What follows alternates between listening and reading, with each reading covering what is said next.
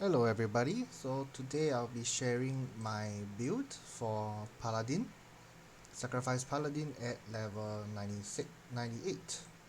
Okay, so let's get to it. So in terms of stats build, um, you definitely will want to focus more on your vitality. So Vit must always be 99 and a balance between AGI and luck to make sure that you are able to achieve the 500% attack speed as well as a good enough crit. Okay, so that's your stats build. You can have other variations, like especially if you're doing time space anomaly, whereby you actually require 170 crit. So as you can see now, my crit is at 136 unbuffed. So if I were to buff myself, I'm looking at 150. And for TSA, you actually need 170. For attack speed, I'm actually using momentum module, so this plus priest buff and other factors, I can raise this to this will go up to 500% like during MVP. Okay, so in terms of your gears, um, you should be running Goibin, or if you don't have enough attack speed, you can choose to go for the rider set. Because rider set does gives you attack speed as well as additional attack speed per 10 AGI. So this set can be used if you have issues with your attack speed. If you're able to comfortably reach 500% attack speed like me, then you can go for Goivin, which gives you more HP and more sustainability, especially in PvP and doing MVPs or even Nightmare Temple. Shield and weapon, as usual, the basic Rule Blue Spear as well as Holy Guard. So for Holy Guard, you do not really need to push it to Refine 15. Refine 10 is the minimum. But if you can get to 15, you do enjoy an additional effect whereby you gain a shield for 5% of your HP that resets every 5 seconds. So that's quite nice to have. In terms of cards, I'll be flashing really quickly. So you can see here I'm using a Lake Omai and Girth. For face wear, any card will do because it doesn't really matter. Aging Puppet 2 cards. I'm running Mark. Weapons, I'm using Steam Rider, Squidget. In fact, you can use any combination of crit and crit damage cards. So any of the goblins, Rota Zyro or double squids will work fine as well. For shield cards, for me I use Sting, Max Sting when I'm doing PvE. When I'm doing bossing or Temple of Nightmare, I'm using Alice, and for PvP, I'll be using Tara Frog. For the mantle or cloak, I'm using double eclipse, so I'll be working towards maxing this out. For shoes, same thing, I'm using double Materia, or if you have Sohi, you can use Materia plus Sohi and any other combinations. For the accessories, I'm running triple Cobalt and also running a Our Baron Illusion card. So in terms of the for one last item is the backwear. I'm using GTB Max Awaken because I want the 1.5% HP percent. Costume as of now, there's no cards for now, and essentially these are currently the best in slot accessories. If I'm not wrong, I think there's a better mouthpiece. I think it's the Star Sparkler, but that can only be gotten through the Sky City event, the previous Sky City event. Okay, in terms of accessories, you can run double brooch or double belt or brooch plus belt.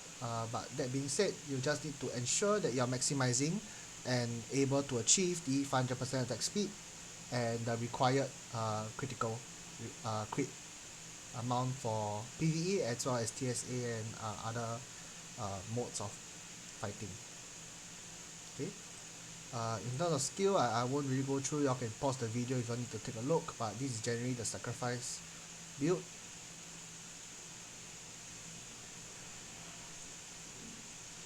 Okay. In terms of enchantments, This is the part whereby it does make quite a difference. Your enchantments are quite vital for a paladin. So in terms of the headwear, you can choose to go for triple agility, or with a combination of max HP, or if you want you can also go for beacon, but for me I prefer to have better benefits for my PvE, so I'm going with more of AGI. I'm still trying to roll this for triple AGI. Same thing for face wear, I'm going for either Vid or Luck, so you can get about Vid and Luck here, a combination. Same thing for my mouthpiece, Vid and Luck. For the armor, shoes, and mantle, it'll be whichever highest level shiny you can get. Okay, substats, you can try to re-roll the substats using the rare binding stones to get higher Vid or Luck in most of the gears. Yeah, so higher Vid or Luck in all of them. That's a substat when you're re-rolling your enchantments.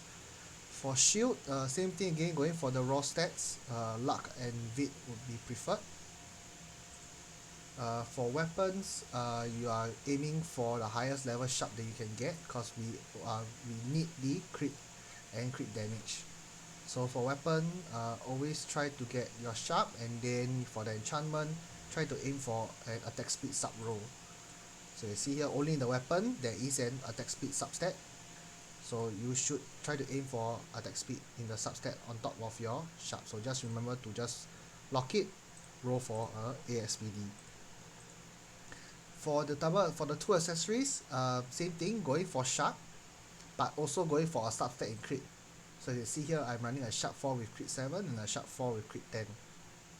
Okay. For the backwear is the same, aiming for stats instead.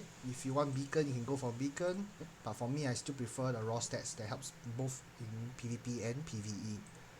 For the costume, this I'm actually aiming more for triple Vid, because every 1 Vid is 1% max HP.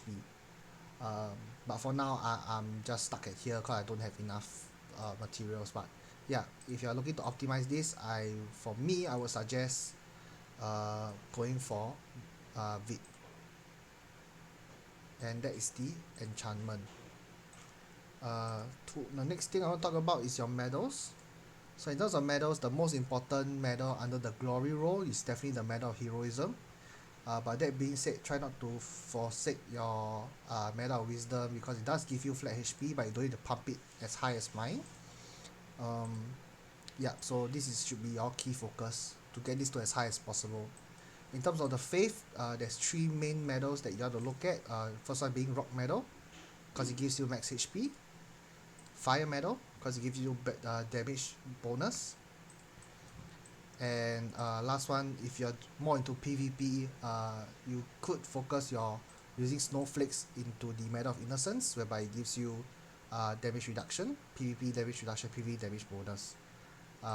Or alternatively, you can try to balance off with your frost medal well, that gives you general damage reduction.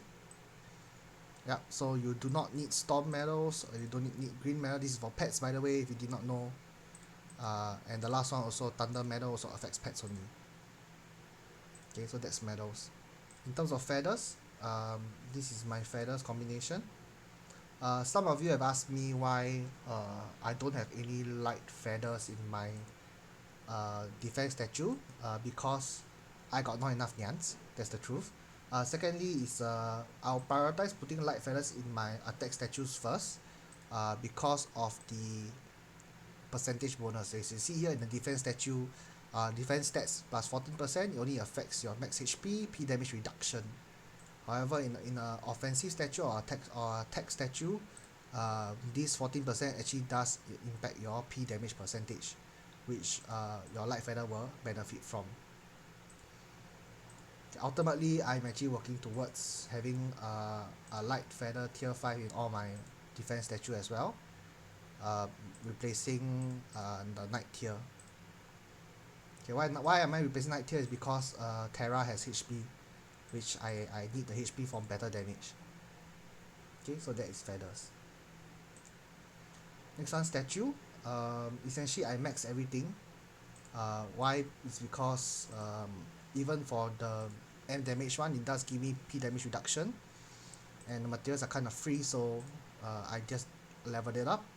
If you do not have enough resources, then you can choose to skip the Valkyrie rune uh, in terms of upping the statue level, but you can still invest in the parts because this one gives you max HP and P defense, and the other one gives you um, INT, M defense, which is good for defensive as well.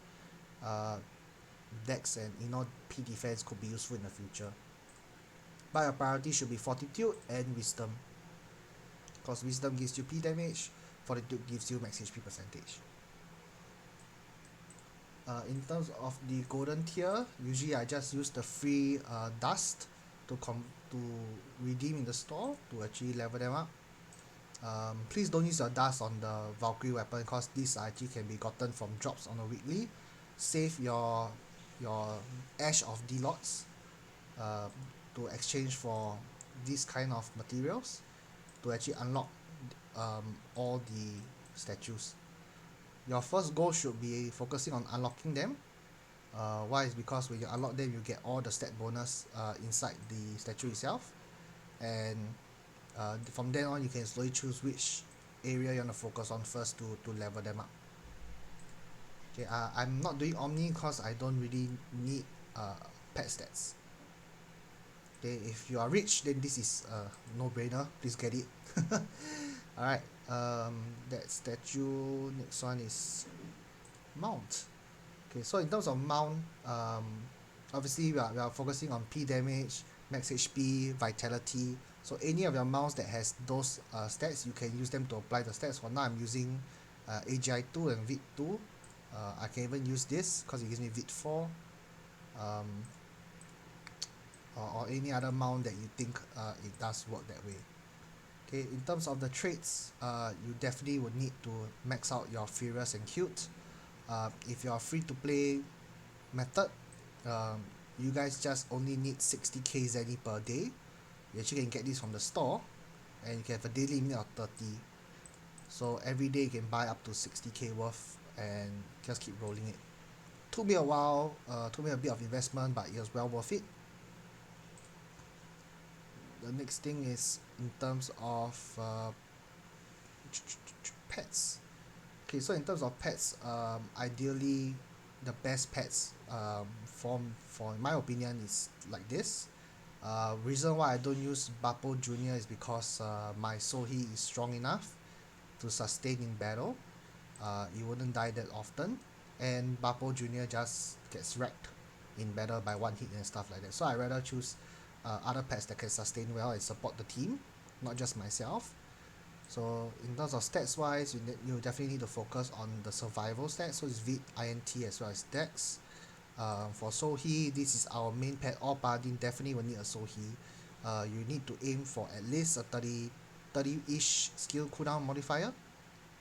And after you achieve that, then your next focus is raising the HP to as high as possible.